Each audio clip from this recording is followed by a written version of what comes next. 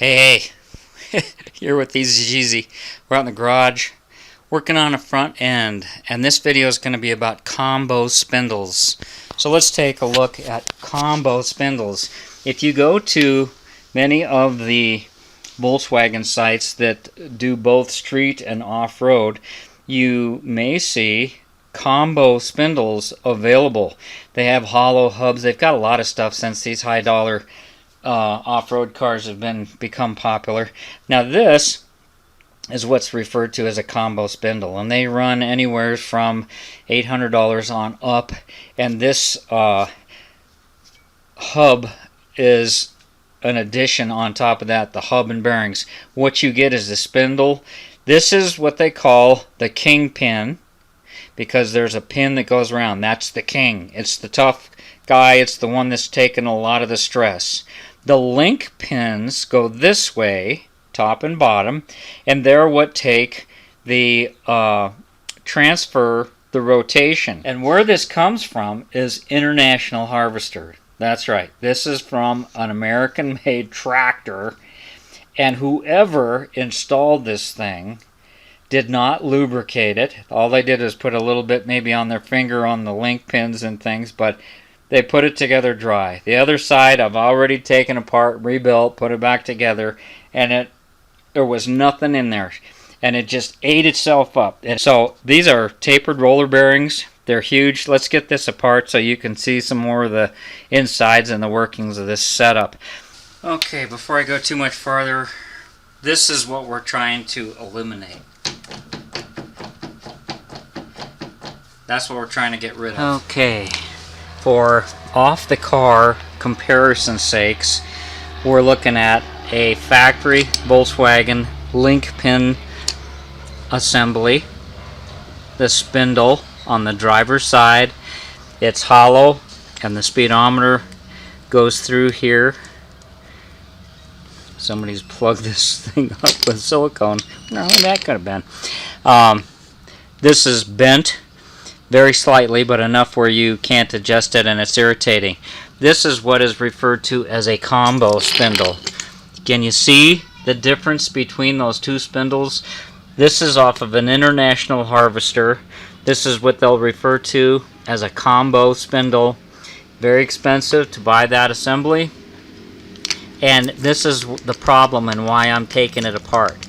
This is not supposed to be sloppy. It's supposed to be tight. It has a brass bushing in here, and I'm going to replace it with a mild steel bushing. Here's the ones I took out of the other side.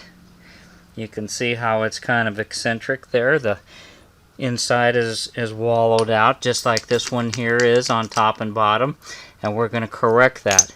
The king pin is the shaft that is vertical, and I don't see much play in that. And when I take that apart, I'll show you that it'll just be a dry open hole. This Zerk is meant to be greased.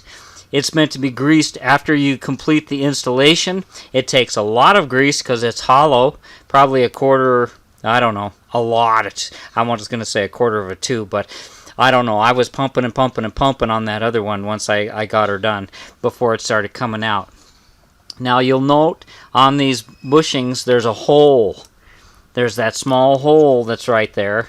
When you press these in, we'll go over to the press and do that. When you press these in, you want that small hole facing towards the center so that the grease can come in through that hole. That's how this gets lubricated. It fills this cavity, goes around it, comes down the shaft, and it goes into this hole and goes around it, and you just make a nice mess, pump a bunch through there, move it back and forth. You should have the weight of the car off of the front end, and then when you put it down, you should be spreading around that grease. And this is not just because it's a lightweight off-road car, something that needs greased once and then forgotten about. Okay, here we go. This should be loose, and you've got one socket to catch it, and one socket that's going to do the pushing, and there's a lot of pressure here. There it goes. Once it pops, and you can see it peeling off some of the steel. So we're going to push the old one out. I feel a little tension. I'm going to have to back it off, make myself some room. This is the brass one coming out. Okay, this thing should have been full of grease if it was the old one. There's nothing in there. That cavity, this got a hollow kingpin, that cavity should have been full of grease. There wasn't a drop in there. Not a bit. Probably somebody put a little bit on the outside as they were putting it together. There's a little bit of a shoulder here. I think this is an 1 1/16 socket. You want to make sure the small grease hole is towards the center of the spindle when you're pushing the new one in. This had a steel one, a brass one in it, and I'm putting a steel one in it, and you can see it shaving the steel. I couldn't find the International Harvester site, was very unfriendly for me, and it just so happens that the stock Volkswagen ones, and I'm not sure, I just happen to have these laying around, a rebuild kit. I was going to rebuild some stock spindles. Then I found that front end at the swap meet. Now I'm just watching here. This is not rocket science, but you want to get that thing. You can just eyeball center it, and you're done. Okay. Now we're going to do the same thing with the other side. See the holes in there? That's how you get lubrication in that thing. Same thing on this other side. Everything's going to be flip-flop reversed. You got this in there. You don't need your center carrier. That's a huge hole in there, so that it's not really critical on that little lubrication hole to get it in any exact spot. You just want to make sure that it's going to get lubrication.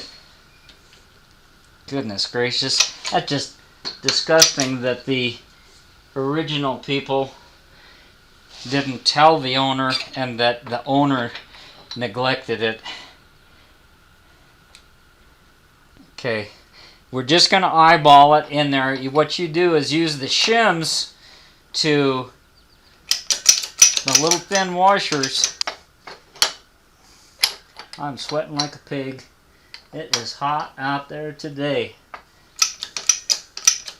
And you know, that's probably why it got neglected in the first place.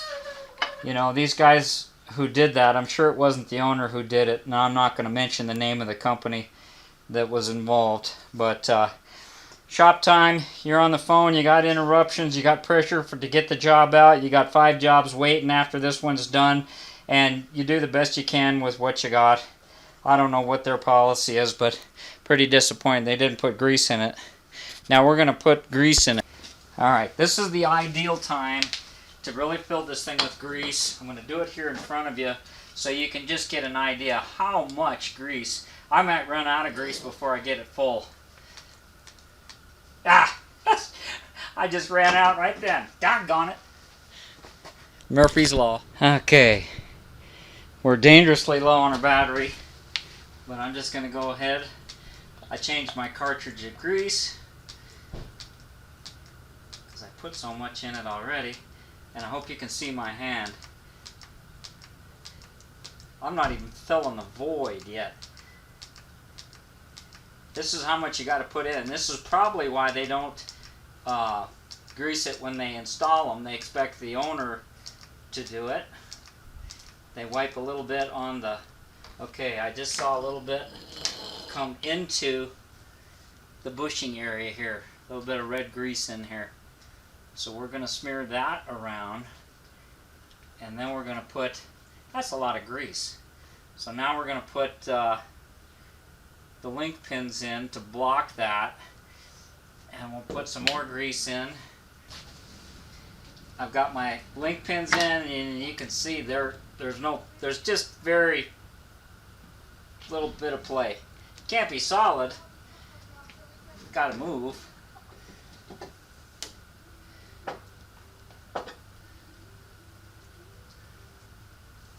And you'll probably see it come out here or around the link pin. Giving it a little resistance here, a little back pressure. Okay, here it comes right here.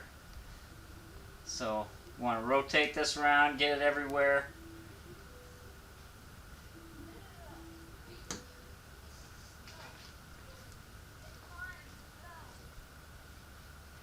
As you're greasing it. This is the best time to get the best coverage of grease when it's not being the weight of the car pushing it all out. So now we're back here to the front end of the car. We're going to go ahead and rotate this completely around over and over to get that grease all the way around inside there. That's what you want to do. Now the next thing is to if you're doing a stock setup, now this has longer bolts than the stock ones. Here's a stock setup, and these have these to help you get it in there tight. In this situation, they've got this nut that goes on the outside. This keeps it from getting undone, and then you clamp down on your pinch bolt. The washers that you have in here, the book will call out how many washers to put in there.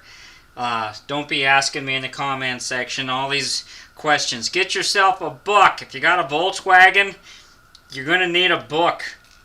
Get used to using it. And besides, this isn't conventional. Not at all. You would have an O-ring in here to seal this, and I'm trying to find out where my other stack of washers. Now, I do this on a trial and error basis to get the wheels straight up and down.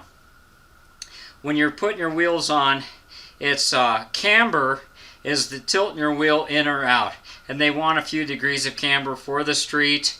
I think it's I don't know if it's positive or negative. I don't ever worry about that shit.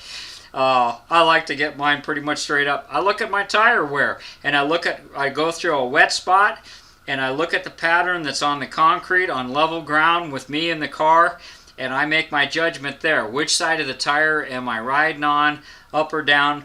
And then I do a tape measure job with the weight of the car, and I get down there probably, it'd probably be 4 o'clock and 8 o'clock, and get it just the slightest amount of toe in, and that's how I did mine. I put 10,000 miles on the Baja that way. Those aren't stock wheels, they're not stock tires.